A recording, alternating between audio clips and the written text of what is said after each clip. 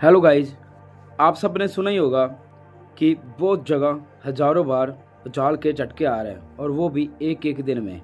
कई देश ऐसे हैं जहां एक ही दिन में 24 घंटे में 1400 से ज़्यादा बार झटके आ रहे हैं। कहीं बाढ़ आई हुई है, कहीं ज्वालामुखी फट रहे हैं और कहीं आग से जंगल जल रहे हैं।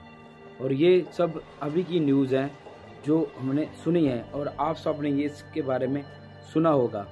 कुछ ही दिनों में इतना कुछ सामने आ गया, अब ऐसा लगता है कि जैसे अभी थोड़े ही समय में बहुत बड़ी तबाही आने वाली है। इतने ज़्यादा भूचाल आ गया और ये बार बार न्यूज़ सामने आ रही है।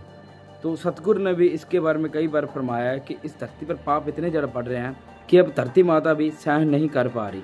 इस धरती के ऊपर पाप ही पाप रह गए हैं, अच्छे लोग बहुत कम रह गए हैं और इसलिए अब ये तबाही का संकेत मिल रहा है। क्योंकि ये बार बार भूचाल आना और ऐसे ज्वालामुखी फटना, तबाही का ऐसा एक संकेत मिलना, ये सीधा साधा पता चल रहा है कि इस धरती पर बहुत से लोग ऐसे हैं जिनको सिर्फ अपना स्वार्थ के लिए जी रहे हैं। किसी के साथ उनका कोई लेना देना नहीं है, सिर्फ अपने लिए सारे जी रहे हैं।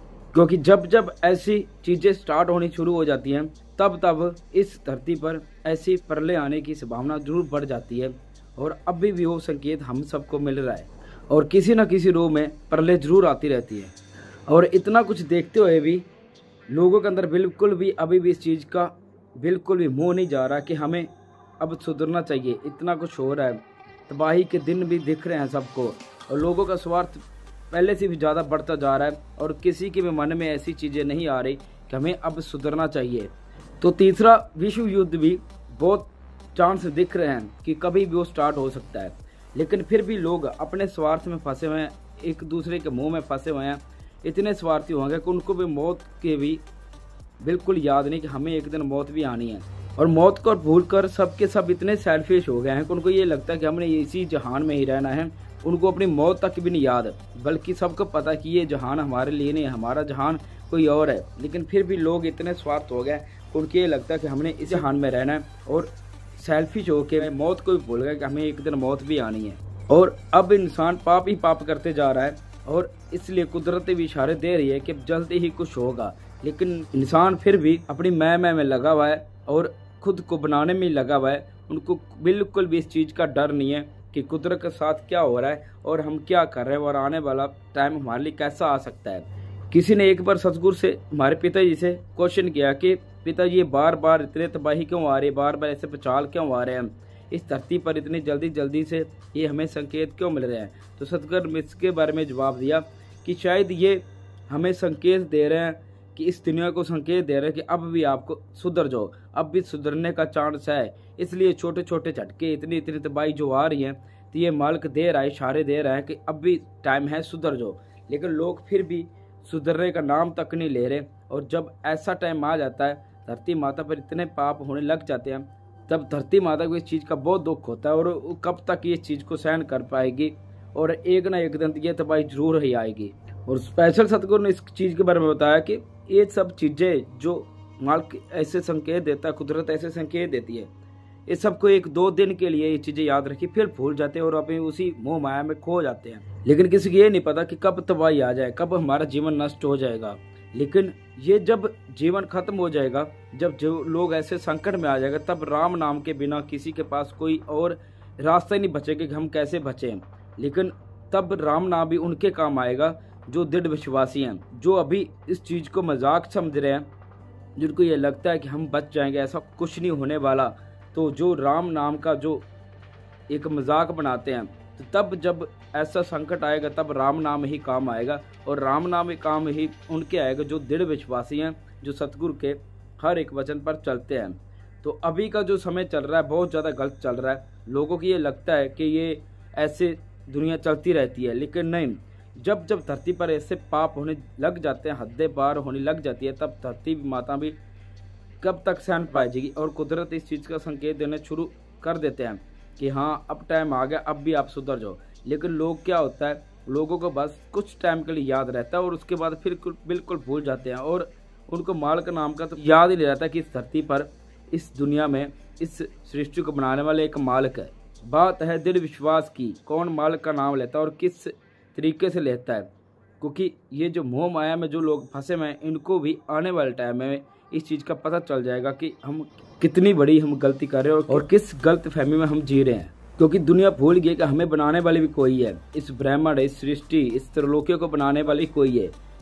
पिता जी ने आने वाली प्रलय का कारण अहंकार भी बताया, क्योंकि लोगों में आजकल इतना अहंकार हो गया कि अपने आप को मैं समझने लग गया है और उनको इस चीज़ का बिल्कुल भी डर नहीं है। और जब अहंकार लोगों का हद से ज़्यादा बढ़ जाता है और जब अहंकार ऐसा बढ़ जाए कि भगवान के वो कुछ नहीं समझते, तब उनका अहंकार भी टूटता है और फिर कुदरत प्रलय का रूप धारण जरूर करती है। और दुनिया आज सिर्फ अपने अहंकार और अपने स्वार्थ में जी रही है और उनको किसी का दुख तकलीफ बिल्कुल भी नजर नहीं आ रहा।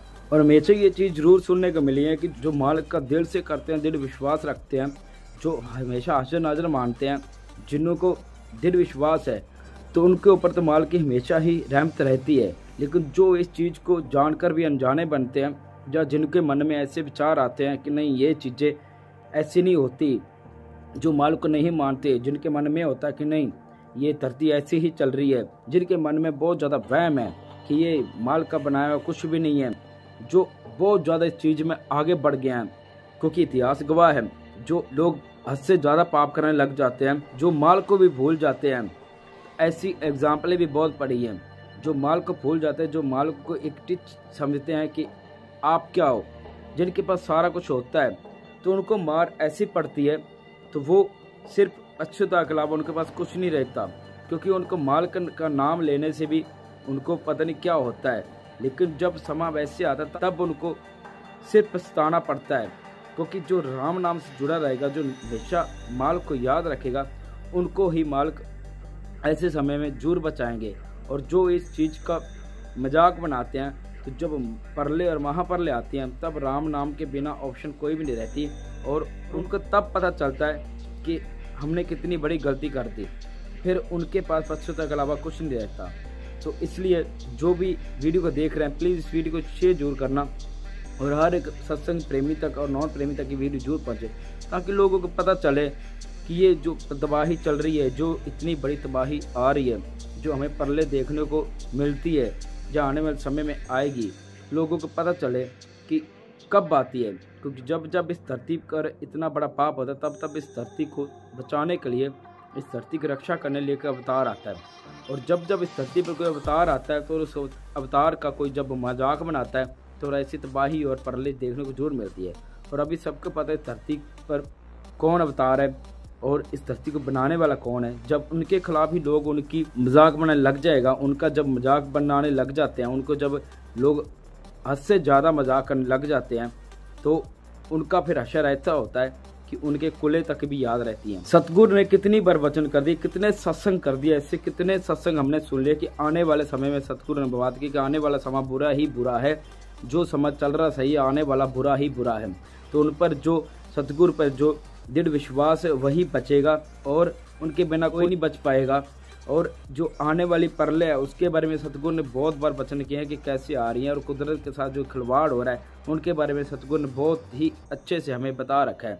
तो ये जो सतगुरु ने बुरे समय की बात की है, तो ये बुरे समय का सतगुरु ने कितनी बार सत्संग कर रखा है। क्योंकि सतगुरु का जो हुक्म मानने वाला होगा, दृढ़ विश्वास होगा, उनके लिए आने वाला समय अच्छा है। और जो उनकी मर्जी के बिना चलेंगे, उनके लिए आने वाला समय बुरा ही बुरा है। पापी लोग और ज़्यादा स्वार्थी बन रहे हैं और अपने स्वार्थ के लिए, अपने मोह के लिए दिन ब दिन पाप बढ़ते ही जा रहे हैं। और कुदरत इस चीज़ का इशारा दे रही है कि अब भी सुधर जाओ। अगर अब भी ना सुधरे तो आने वाले समय में बहुत बड़ी तबाही होने वाली है।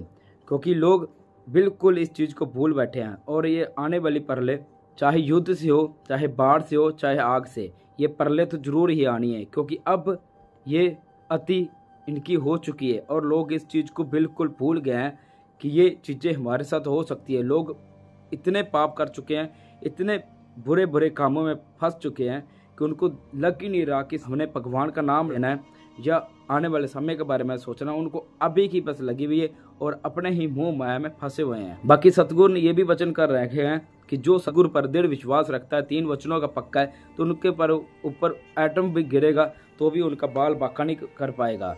लेकिन फिर भी कुछ लोग ऐसे हैं जो इस वचन को भी इतना सीरियसली नहीं लेते।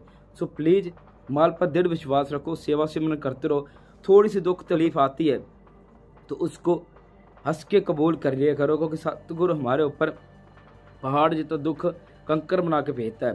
तो और हमारे ऊपर कभी जब भी ऐसी कोई दुख तकलीफ आती है तो उनको डट के मुकाबला किया करो, क्योंकि सतगुरु हमारे साथ है और वो तकलीफ़ का हमने सामना करना है।